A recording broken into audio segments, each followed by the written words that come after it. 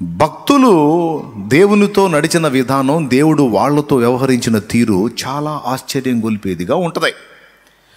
మీరు నేను కలిసి ఎంత ఫ్రీగా అందుబాటులో ఉండేలా మాట్లాడుకుంటున్నావో ముఖాముఖిగా, ఆయన వాళ్ళు అంత ఫ్రీగా అంత ముఖాముఖిగా మాట్లాడుకున్నారు. ఇప్పుడేమో అది ఊహకే అందనంత ఆశ్చర్యాన్ని గొలుపుతుంది. చెప్పుకోవటానికి మనకేమో ఆశ్చర్యకరమైన కథలుగా మారినాయి, కానీ ప్రాక్టికల్ లైఫ్లో అలాంటి అనుభవాలు మనకి బహు తక్కువగా ఉన్నాయి. ఎందుకు ఇలాంటి పరిస్థితి? దేవుడు మారాడా? మారదా? దేవుని శక్తి ఏమన్నా తరిగిందా? తరగల. మరి మారింది ఏంటి అంటే మానవ జాతి, భక్తుల జాతి. మారింది ఏమిటి అంటే భక్తి సాధన. వాళ్ళు ఎందుకు అంత అద్భుతంగా దేవుని దగ్గర నుండి ప్రతి పాయింట్ని తీసుకోగలిగారో తెలుసా? దేవుడు మాట్లాడతాడండి. చెప్పాలంటే ఆయన అసలు ఆశ అంతా కూడా మనతో ఎప్పటికప్పుడు మాట్లాడాలనే, మనతో ఎప్పటికప్పుడు స్నేహం చేయాలనే, అసలు మనల్ని నిర్మించుకుందే సహవాసం కోసం. ఆయన ఆశ ఆకాంక్ష అంతా మన మీదే. అయితే మనకున్న పరిస్థితులను బట్టి, అవసరతలను బట్టి, ఇబ్బందులను బట్టి మనం ఆయనతో అంతగా టచ్లోకి రాలేకపోతున్నాం, అందుబాటులోకి రాలేకపోతున్నాం. కానీ ఆయనకైతే మిక్కిలి అభిలాష మనతో సహవాసం చేయాలని, మనతో మాట్లాడాలని, మనకు అన్ని విషయాల్లో అందుబాటులో ఉండాలని దేవుడు చాలా ఇష్టపడతాడు, కోరుకుంటాడు. దేవుడేం మార్పు లేనివాడు. మన పరిస్థితికి వచ్చేటప్పటికీ దేవుడు మాట్లాడతాడా? ఈ మధ్య కొన్ని ప్రసంగాలు విన్నాను. ఆ మధ్యకాలంలో అసలు దేవుడు మాట్లాడటం అప్పుడే ఆగిపోయింది. ఇప్పుడు దేవుడు మాట్లాడటం ఏం లేదు, అంతా బైబిల్లోనే ఉంది, చూసుకోవటమే. దేవుడు మాట్లాడు అని ప్రసంగాలు చేసేసారు కొంతమంది. నేను ఒప్పుకోను ఆ మాటకి. ఎక్కడ చెప్పాడండి?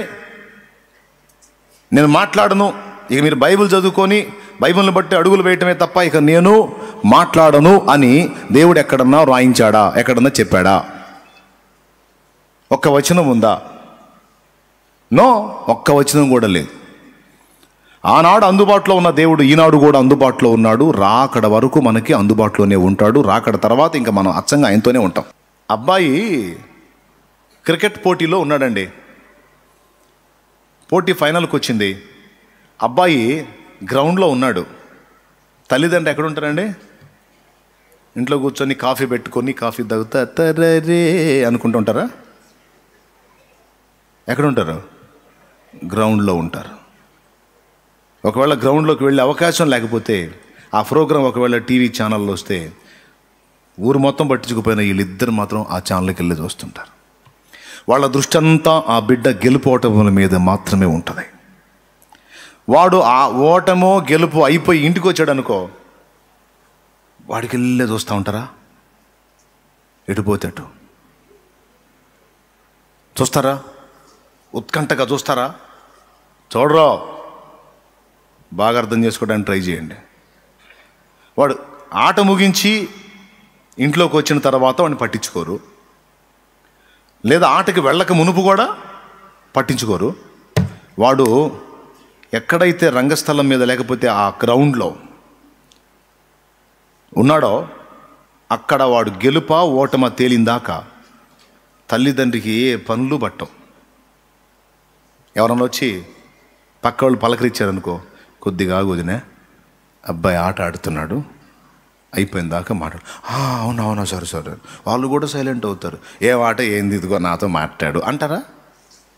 అంటే ఫస్ట్ వదిన ప్రశాంతంగా ఉండని చెప్పింది కదా. ఏమందనుకో, ఏం ఆట ఏంది నాతో చూడు అందా అనుకో,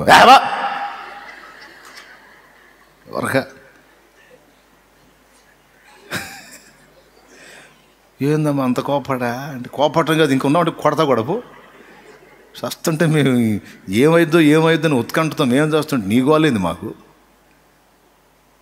టీ కాఫీలు గోలపా అంటారా? అనరా? అవతలాడు ఆట ఆడుతుంటే ఏందైనా ఏం బాగున్నావు, ఏంది నాకు కూర్చో అంటారా? అంటదమ్మా, నువ్వు అంటావా? మనం ఈ భూమి మీద ఉన్నంతసేపు యుద్ధరంగంలో ఉన్నామని దేవుడే రాయించాడు, పోరాటంలో ఉన్నామని దేవుడే రాయించాడు, ట్రైనింగ్లో ఉన్నామని దేవుడే రాయించాడు. ఏబు గ్రంథం అదేదో అధ్యాయం అదేదో వచనంలో భూమి మీద నరుల కాలం యుద్ధకాలం కాదా అన్నాడు.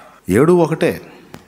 ప్రసంగి గ్రంథం 1:13లో వారు దీని చేత అభ్యాసం పొందినట్లు దేవుడు నరులకు ఏర్పాటు చేసిన ప్రయాసం బహు కష్టమైనది అన్నాడు. ట్రైనింగ్ అన్నాడు అక్కడ. మనం పోరాటంలో ఉన్నాం అనే మాట బోలెడన్ని వచనాలు ఉన్నాయి. పోరాటంలో కుమారుడు ఉన్నప్పుడు ఏ తల్లి ఏ తండ్రి కూడా వేరే కార్యాల్లో ఉండరు, దృష్టి అంతా వాడి మీదే ఉంటుంది. ఆట ముగించి ఇంటికి వచ్చినాక ఇంకా వాడి గురించి ఆలోచించాల్సిన అవసరం. మనం పరలోకానికి వెళ్ళిన తర్వాత ఇక మన మీద దృష్టి పెట్టుకొని ఉండడం అయిపోయింది.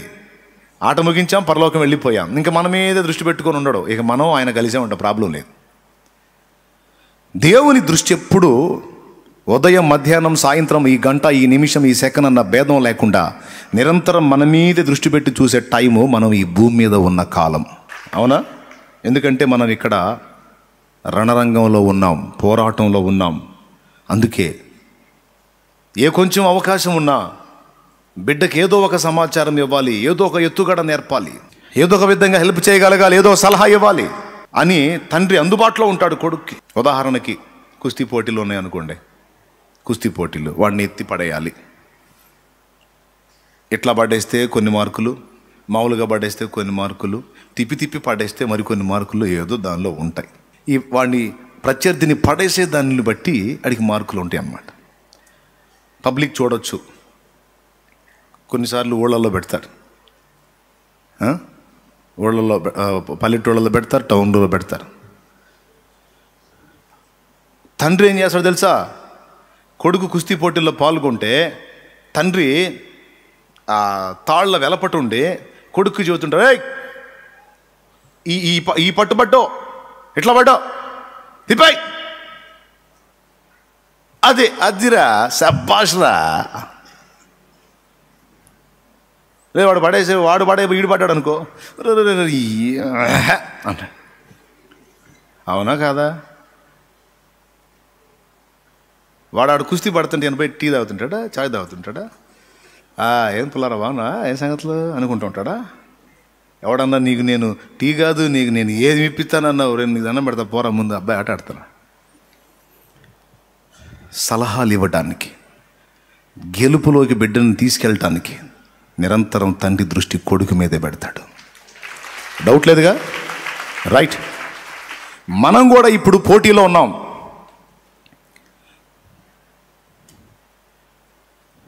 రన్నింగ్ పోటీలు ఉంటాయి. కొంతమంది తండ్రులు ఆ రన్నింగ్ పోటీలో బిడ్డలతో పాటు పరిగెత్తుంటారు. ఆడికి ఎక్కడన్నా నీళ్ళు అవుతాయేమో అందిద్దాం, ఆడెక్కడైనా దిగజారిపోతాడేమో ఎంకరేజ్ చేద్దామని. నాకు తెలిసిన ఒక తండ్రి ఉన్నాడు, కొడుకుని పోలీస్ ట్రైనింగ్కి పంపించడానికి పొద్దున్నే వాడితో పాటు ఈయన కూడా పరిగెత్తుతున్నాడు. వాడు 4 లేసి పరిగెత్తుంటే ఈయన పెద్ద వయసు కూడా అయ్యి ఉండి ఈయన కూడా పరిగెత్తుతున్నాడు వాడితో పాటు, రొప్పుకుంటా. ఎందుకు? వాడు గెలవాలని. ఒక తండ్రి ప్రయాస అది.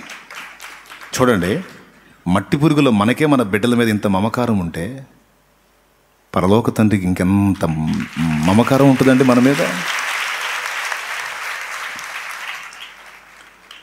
ఫస్ట్ పాయింట్ గుర్తించాలి, మనం పోటీలో ఉన్నాం, రణభూమిలో ఉన్నాం, పోరాటంలో ఉన్నాం, గ్రౌండ్లో ఉన్నాం.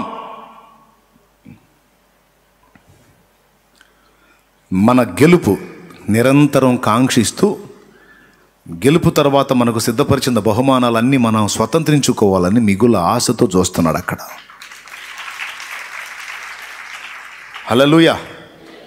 అందుకే పోరాడి జయించి పౌలు మహనీయుడు తిమోతికి రాసిన 2వ పత్రిక 4వ అధ్యాయం 7వ వచనంలో చెప్పాడు, మంచి పోరాటము పోరాడి తిని నా పరుగు కడముట్టించి తిని నా విశ్వాసం కాపాడుకుంటూ నీకు మీదట నా కొరకు నీతి కిరీటం ఉంచబడి ఉన్నది.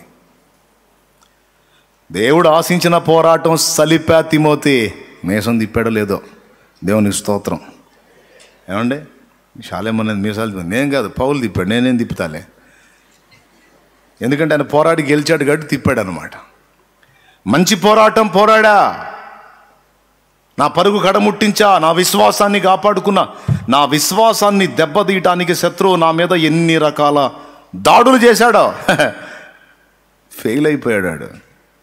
ఎన్ని రకాల కలతలు రావాలంటే అన్ని రకాల కలతలు నాకు రప్పించాడు. ఎన్ని రకాలుగా నన్ను శ్రమ పెట్టాలో అన్ని రకాలుగా శ్రమ పెట్టాడు. ఎన్ని రకాలుగా కృంగదీయాలో అన్ని రకాలుగా కృంగదీశాడు. ఎన్ని రకాలుగా వేధించాలో అన్ని రకాలుగా వేధించాడు. ఎన్ని రకాలుగా విసిగించాలో అన్ని రకాలుగా విసిగించాడు. వాడు ఎంత టార్చర్ చేసినా నా విశ్వాసాన్ని పోగొట్టుకోలే. నాకు ఆహారం అందకుండా చేశాడు. నిష్కారణంగా కొంతమంది మూర్ఖుల్ని ప్రేరేపించి నా మీద రాళ్ళు కొట్టించాడు, కొరడాలతో కొట్టించాడు, బెత్తాలతో కొట్టించాడు. నేను మార్గంలో పోతుంటే కొంతమంది దొంగల్ని నా మీద గుసిగొల్పి ఏమీ చేయకపోయినా నిర్దాక్షిణ్యంగా నన్ను పట్టుకొని కొట్టేటట్టు చేశాడు వాడు. ఇన్ని రకాల దాడులు శత్రువు చేస్తుంటే దేవుడు మౌనమయ్యాడు నా రియాక్షన్ కోసం. నేను తగ్గుతానా? ఒక్కసారంటే ఒక్కసారి కూడా నేను ఆయన మీద సనగలేదు, గొనగలేదు. ఈరోజు వరకు నా విశ్వాసాన్ని కాపాడుకున్నా. నేడో రేపు వెళ్ళిపోతాను. నా కోసం నీతి కిరీటం ఉంది.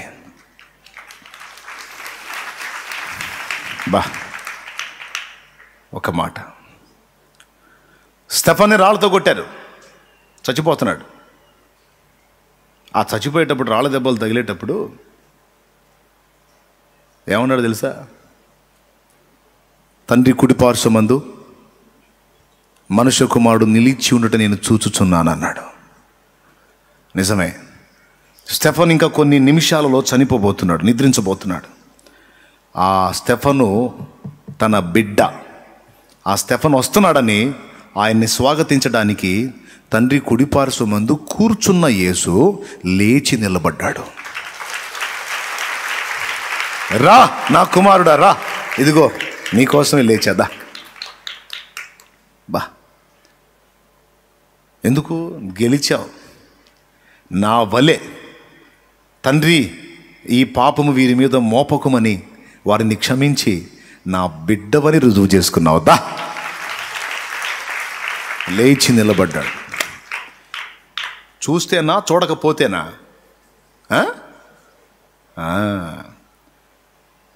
కఠినమైన శ్రమలు ఎన్నెన్నో చుట్టుముట్టినా నా విశ్వాసాన్ని పోగొట్టుకోలేదు. ప్రభునామాన్ని దూషించలేదు, విమర్శించలేదు, నిందించలేదు, సణగలేదు, గొణగలేదు, నాకెందుకిలా అనలేదు. అగ్ని పరీక్షలను సైతం ఆనందంగా సహించాను. నాకుగాక ఇంకెవరికి ఇస్తాడు బహుమానం? బహుమానం నాదే. భక్తుడు పాడాడు,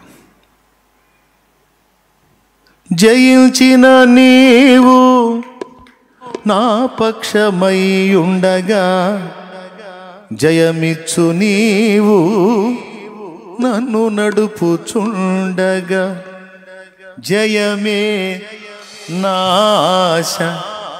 తర్వాత మాట, అది ఏ నీ కాంక్ష, నీకే నా స్తోత్రార్పణలు, జయమే. ఇది మన జయ జీవితం కోసం ఆయన కాంక్షించడం ఏంటి? కాంక్ష అంటే కోరిక. జయించాలన్నది నా ఆశ, అదే నీ కోరిక కూడా. నిజమే. ఈ పోరాటంలో తరచుగా రకరకాల శోధనలు ఓడిపోతున్నాం, ఆకర్షణలకు లొంగిపోతున్నాం, బలహీనతలకు చిక్కిపోతున్నాం, దెబ్బతింటున్నాం. గెలిచి జయించిన ప్రతిసారేమో సంతోషంగా ఉన్నాడు, తేడాబడి జారి పడ్డప్పుడేమో బాధపడి మళ్ళా వెన్ను దట్టి ప్రోత్సహించి నిలబెడుతున్నాడు. ఏంటి? నా వల్ల కాదు ప్రభువా, నేను జయించలేకపోతున్నానయ్యా, ఆ శోధన మానుకోలేకపోతున్నానయ్యా, ఆ బలహీనత వదిలిపెట్టుకోలేకపోతున్నానయ్యా, నా వల్ల కావట్లేదు ప్రభువా. పిరిగి పందా, బుద్ధి లేదా?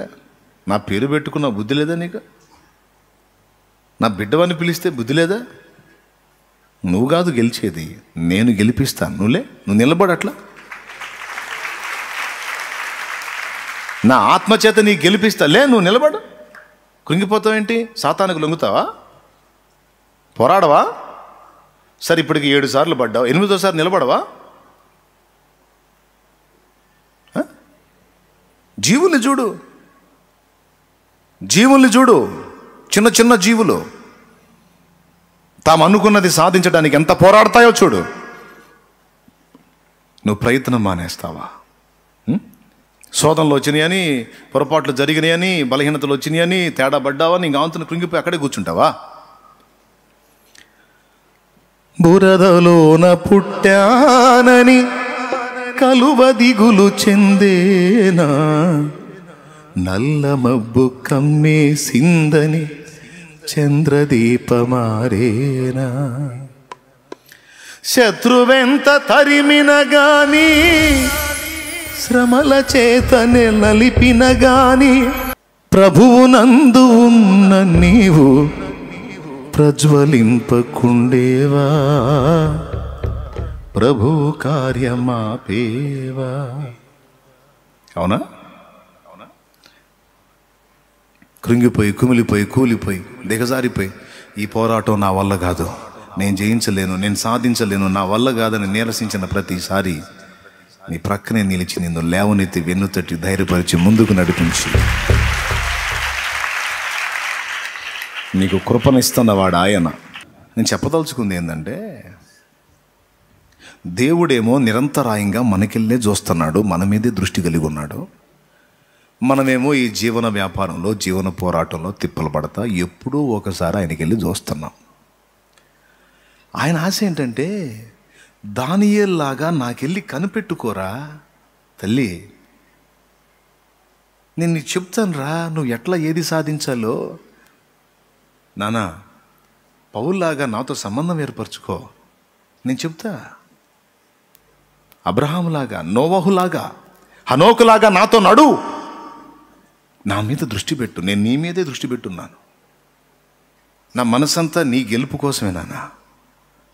నువ్వు జయించాలిరా, ఈ ఆకర్షణలను జయించాలి, ఈ ఆకర్షణలను జయించాలి, శత్రువును జయించాలి, ఈ శోధనలను జయించాలి, బలహీనతలను జయించాలి. నువ్వు నిలబడాలి సవాల్గా. దానికోసం నేను చేయదగ్గ సాయం అంతా నీకు చేయటానికి సిద్ధంగా ఉన్నాను. నేను చెబుతున్నాను ఈ మాట, లేఖనమా ప్రకటన గ్రంథం 2వ అధ్యాయం నుండి 3వ అధ్యాయం వరకు, 2వ అధ్యాయం 3వ అధ్యాయం 2 అధ్యాయాల్లో 7 సంఘాలకు లేఖలు రాస్తూ జయించిన వానికి ఏమేమి ఇస్తానో అని చెప్పాడు. చూసావా? ప్రకటన గ్రంథం 2:1, 7 నక్షత్రములు తన కుడి చేత పట్టుకుని 7 దీపస్తంభముల మధ్య సంచరించువాడు చెప్పు సంగతులు ఏమనగానే మొదలుపెట్టి కొన్ని విషయాలు చెప్పి, కొన్ని హెచ్చరికలు చేసి, కొన్ని దిద్దుబాట్లు చెప్పి, జయించు వానికి దేవుని పరదేశంలో ఉన్న జీవవృక్ష ఫలములు భుజింపనిత్తును. ఏం చేసేవాడికి ఏం జయించాలి? దేవుడు నీ జీవితంలో నీకు అనుమతించిన రకరకాల పోరాటాలు అయ్యేందో నీకే తెలుసు. ఎవరెవరు ఇప్పుడు దేంతో పోరాడుతున్నారో ఎవరికి వాళ్ళకి తెలుసు. ఎవరెవరు ఏ బలహీనతలు కలిగి ఉన్నారో, ఎవరెవరు దేని విషయంలో ఫైటింగ్లు చేస్తున్నారో, ఎవరు పోరాటాలు వాళ్ళకి తెలుసు. నీకు అనుమతించబడేటువంటి పోరాటాలు రకరకాలు అనుమతించబడతాయి. ఏ తండ్రి అయినా కొడుకు పోటీలోకి వెళ్తే, కుస్తీ పోటీలోకి వెళ్తే ఏ తండ్రి అయినా, ఏంటి మా అబ్బాయిని ఏంటి అలా పడేస్తున్నావు, ఏంటి నువ్వు, అసలు ఏంటి నువ్వు అని పోతాడా? అప్పచెప్పిందే తండ్రి, అలాగే నిన్ను అప్పచెప్పిందే దేవుడు. నువ్వు గందరగోళం అవుతుంటే ఆయనేం గందరగోళం కాడు, నీ రియాక్షన్స్ అబ్జర్వ్ చేస్తుంటాడు. ఇప్పుడు ఈ శోధన వచ్చింది, అమ్మ మా బంగారు తల్లి రియాక్షన్ ఏందో చూద్దామని కనిపెట్టుకుంటాడు. ఇప్పుడు ఈ అగ్ని పరీక్ష వచ్చింది మనాడికి, మనాడి రియాక్షన్ ఏందో చూద్దామని సైలెంట్గా కనిపెడతాడు. నియమంలో నిలబడతాడా, నియమం తప్పుతాడా? ఎన్ని రకాలు నీ జీవితంలో నీకు అనుమతించబడ్డాయి, అవన్నీ నీకు రానిస్తాడు. ఎందుకో తెలుసా? ఇవన్నీ నీకు రానివ్వాలి, వాటిల్లో నువ్వు గెలవాలి, జయం సాధించాలి.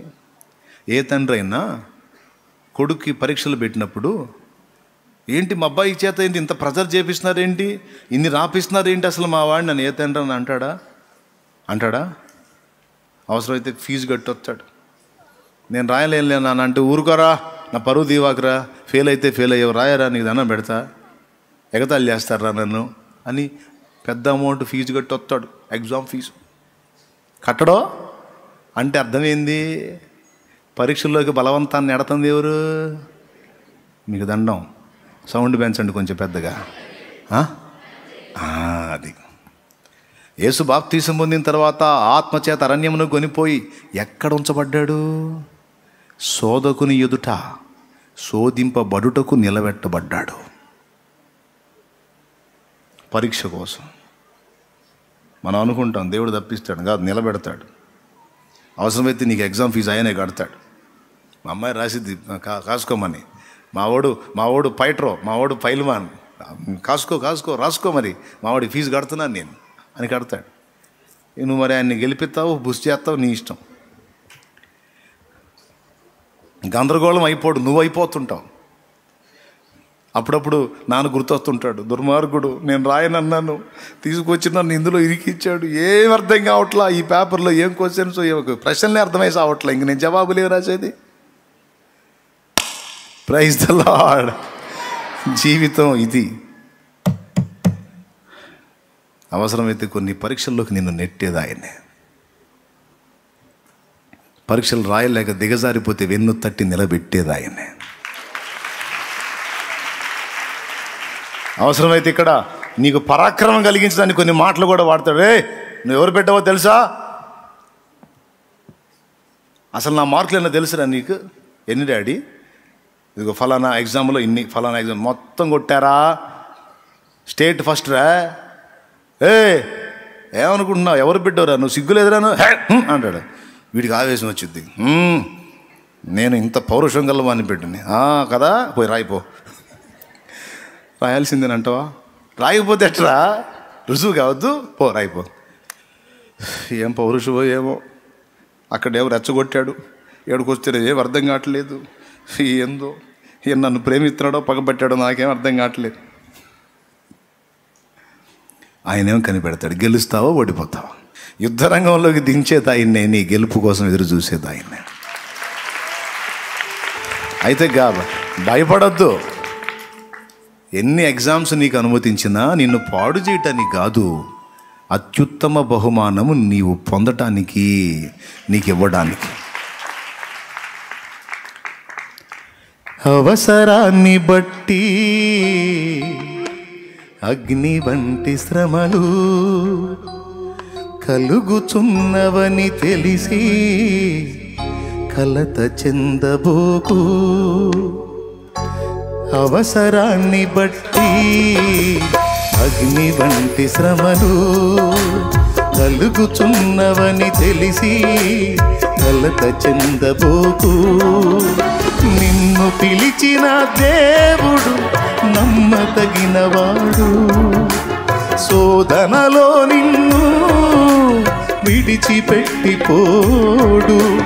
కంటి పాపల తోడుండి నిన్ను కాచుకుంటాడు, కన్న తండ్రిలా తోడుండి నిన్ను ఆదుకుంటాడు. నమ్ము నేస్తమా, ఇది సత్యం, వీడబోకుమా విశ్వాసం. నీ ఆశ నిరాశ కానే కాదు, వేదన ఎందుకు, నీ కన్నీరు కలకాలముండదు, కలతే చెందకు. నీ ఆశ నిరాశ కానే కాదు, వేదన ఎందుకు, నీ కన్నీరు కలకాలముండదు, కలతే చెందకు. నమ్ము నేస్తమా, ఇది సత్యం, వీడబోకుమా విశ్వాసం. నీ ఆశ నిరాశ కానే కాదు, వేదన ఎందుకు, నీ కన్నీరు కలకాలముండదు, కలతే చెందకు. దేవునికి మహిమ.